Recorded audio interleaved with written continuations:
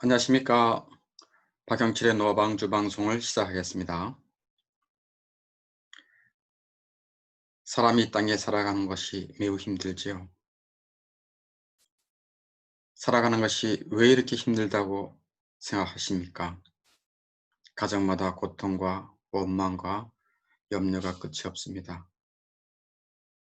여기에 대해 성경은 이렇게 말합니다. 에레미야 3장 39절에서 살아있는 사람은 자기의 죄들 때문에 벌을 받나니 어찌 원망하랴 라고 말합니다. 여러분은 집에서나 또는 직장에서 누구를 원망하고 있지요? 원망하며 사는 것이 지긋지긋하지요? 하나님은 말씀합니다.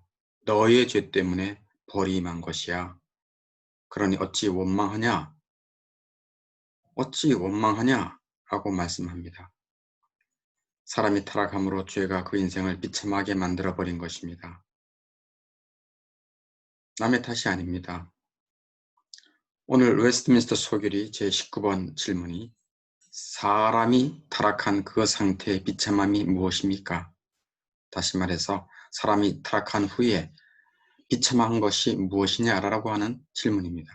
거기에 대한 답변으로 모든 인류는 자신들이 타락으로 하나님과 교제를 상실하였고 그분의 진노와 저주 아래 있으며 그로 인해 이 세상의 삶의 온갖 비참함과 사망 그 자체 또한 영원토록 지옥의 형벌을 면할 수 없다라고 말하고 있습니다.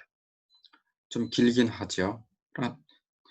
요약을 하면 네 가지입니다. 첫째는 하나님과의 교제 상실, 두 번째는 하나님의 진노와 저주 아래 있다, 세 번째는 이 세상의 온갖 비참함 속에 있다, 네 번째, 그 비참함이 끝이 아니고 네 번째는 영원토록 지옥 형벌이 있다는 것입니다. 이 네 가지를 하나씩 살펴보겠습니다. 첫째, 하나님과 교제 상실입니다. 인간의 비참성은 하나님과 교제 상실입니다. 타락으로 말미암아 사람은 하나님과 교제를 상실하고 말았습니다. 아담은 하나님의 사랑받는 인물이었습니다. 그러나 죄로 인해 하나님의 총애를 박탈당하고 말았습니다. 에덴 동산에서 추방당했습니다. 타락하기 전에는 세상에서 혼자였지만 하나님이 그와 함께하였기 때문에 외롭지 않았습니다. 아담은 창조주와 교제하며 친교를 나누었지요.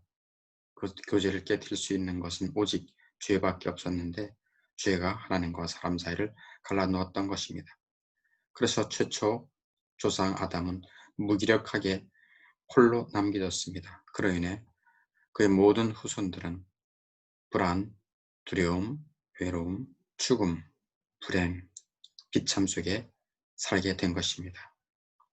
사실 하나님과 교제한다는 것은 무한한 복이고 영광입니다. 그런데 사람이 타락함으로 말미암아 이것을 잃고 아주 비참한 가운데 떨어진 것입니다. 그런데 하나님과 교제를 가질 수 없는 것에 대해 사람들이 별로 비참하게 느끼지 않습니다. 오히려 하나님께서 가까이 오신다고 하면 부담되고 두렵게 생각합니다. 이런 심령은 타락한 사람들의 전형적 상태입니다. 하나님과 교제가 끊어지는 사실을 비참하게 느낀 것은 하나님을 알고 사랑하는 사람이나 느끼는 것이지 하나님과 관계없는 사람은 그것도 모르고 그냥 삽니다. 마치 아주 갓난 아이 때 부모를 여의고 고아로 자란 삶은 엄마가 보고 싶은지 물어도 기억이 없으니까 보고 싶은 마음이 없다고 대답하는 것과 같습니다. 하나님과 교제가 상실된 것에 대해 슬퍼하거나 비참하게 느끼지 못하는 것입니다. 여러분은 어떻습니까? 인간의 비참성 두 번째에 대해서 말씀드립니다. 하나님의 진노와 저주 아래 있다는 것입니다. 하나님은 죄를 혐오하고 진노하십니다. 페르시아 왕이 진노하여 잔치자리를 떠났을 때 하만 장군의 마음은 얼마나 떨었을까요? 무슨 말인가 하면 페르시아 왕이 하만 장군의 잔치에 초대받아서 있는 중에 이 하만 장군이 하만 장군이 왕비를 겁탈하려고 한 것처럼 보였습니다. 그래서 페르시아 왕이 진노했습니다. 이놈이 내 왕비를 겁탈하려고 해? 고얀 지고 하며 진노하며 잔치자리를 떠났을 때 하만 장군은 얼마나 덜덜덜 떨었겠습니까? 왕의 진노에 하만은 무서웠습니다. 그래서 하만은 왕비 에스더 앞에서 생명만은 살려달라고 애걸복걸했습니다. 하나님은 죄를 싫어하고 죄에 대해 분노하고 형벌을 내리십니다. 식탁 위에 칼이 걸려서 왔다 갔다 한다면 거의 식욕이 생기지 않겠지요? 불신앙을 가진 불신자들이 매 순간 이 하나님의 진노의 칼이 그들 머리 위에 걸려 있는 것을 모르고 삽니다. 그것도 모른 채 희희낙낙합니다. 그러다가 졸지에 사고로 죽고 병으로 죽고 영원한 형벌을 받게 됩니다. 용서받지 못한 죄인들, 죄를 먹고 마시는 사람은 그 영혼과 재산과 후손과 식탁 위에 하나님의 진노와 저주가 있습니다. 요한복음 3장 36절에서 하나님의 진노가 그 위에 머물러 있느니라. 아들에게 순종하지 아니하는 자는, 아들 예수 그리스도에게 순종하지 아니하는 자는 하나님의 진노가 그 위에 머물러 있느니라 라고 요한복음 3장 36절에서 말씀하고 있습니다. 세 번째, 인간의 비참성의 세 번째는 삶의 온갖 비참함과 죽음입니다. 아담과 함께 타락한 모든 사람은 아주 비참한 현실 가운데 살고 있습니다. 이 도시의 화려함을 한번 보십시오. 그러나 도시의 화려함 뒤에 있는 인간의 비참함은 엄청 고통스럽습니다. 매일 뉴스를 보면 거기에는 불의한 일, 속이는 일, 사기, 간통, 아주 흉악한 일들이 드러나서 우리의 마음을 슬프게 합니다.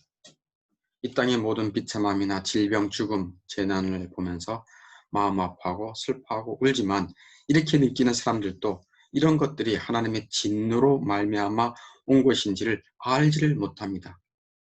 이것이 문제입니다. 땅 위에 당하는 많은 비참한 일과 마침내 죽으면서도 하나님의 저주로 말미암은 것을 알지 못하는 것이 큰 문제입니다. 이런 비참함과 고난 속에서 사람들의 반응은 두 가지로 나타납니다. 여러분은 둘 중에 어떤 것인지 한번 생각해 보시기 바랍니다.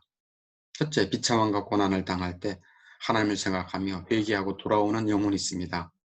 그런 사람은 복 있는 사람으로 고난이 유익이 되는 전화위복을 맞습니다. 두 번째 부류는 비참함과 고난을 당할 때 교만하게도 하나님을 원망하고 회개하지 않는 영혼입니다. 계시록 9장 20절에 보면 재앙에 죽지 않고 남은 자들은 손으로 행한 일을 회개하지 아니한다라고 말합니다. 재앙과 고난이 맞는데 그럼에도 불구하고 회개하지 않는다고 말합니다. 더욱 죄 가운데 살아갑니다. 계시록 16장 21절에서는 재앙 때문에 하나님을 비방하니 라고 말합니다. 재앙을 만나 참다 못해 하나님께 욕을 하고 세상을 탓하고 비난하는 자들입니다. 여러분은 지금 당하고 있는 어려움 속에서 어떻게 하고 있습니까? 예배 자리, 말씀의 자리, 기도의 자리에 더 가까이 나가고 있습니까? 아니면 멀어지고 있습니까? 멀어지는 것은 망할 징조입니다. 은혜와 생명을 주시는 그리스도 앞에 나오기 바랍니다. 마지막 네 번째, 인간의 비참성의 네 번째는 영원한 지옥 형벌입니다. 사람들은 미련하고 영적으로 우둔해서 우선 이 땅에서 당하는 비참함과 고난을 어떻게 면할 수 있을까만 생각합니다. 그런데 기억하십시오. 인간이 당하는 비참한 것은 죽음 뒤에도 있음을 진리는 가르쳐줍니다. 하나님의 저주와 진노 중에 인간이 당하는 최고의 비참함은 지옥 형벌입니다. 이 땅의 비참함은 비교도 되지 않습니다.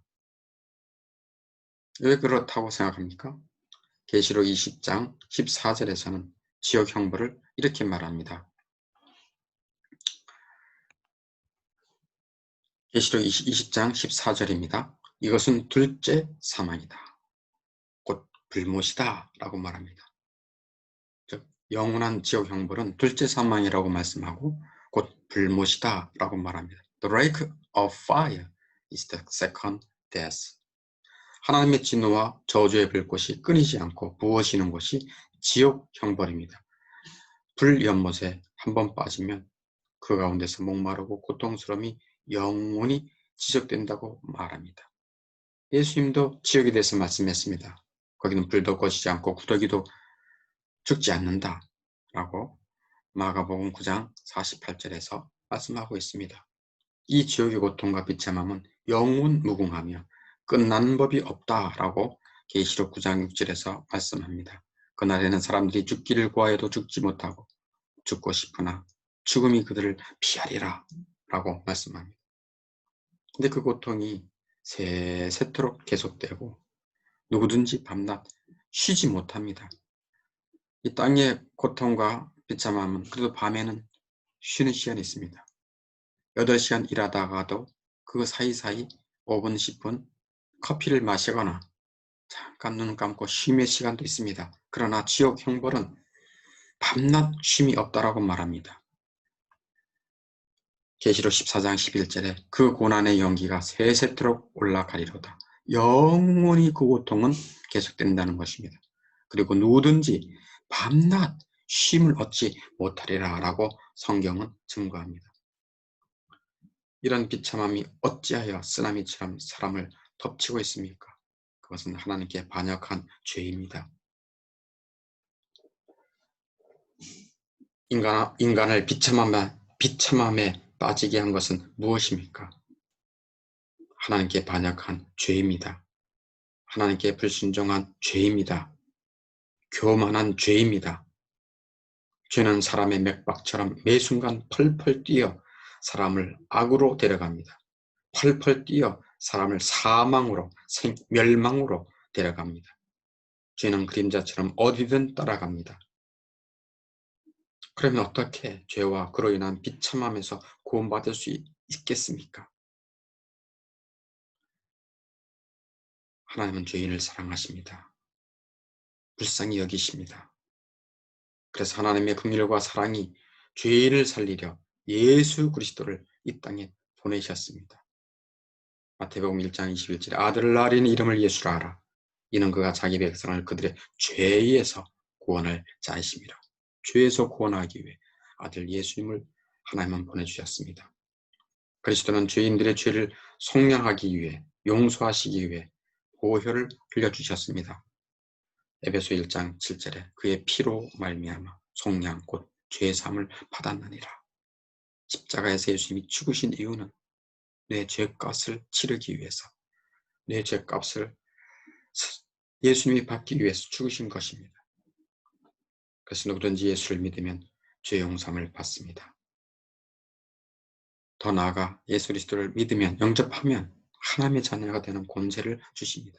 영접하는 자 곧 그 이름을 믿는 자들에게는 하나님의 자녀가 되는 권세를 주셨느니라 라고 말씀하고 있습니다.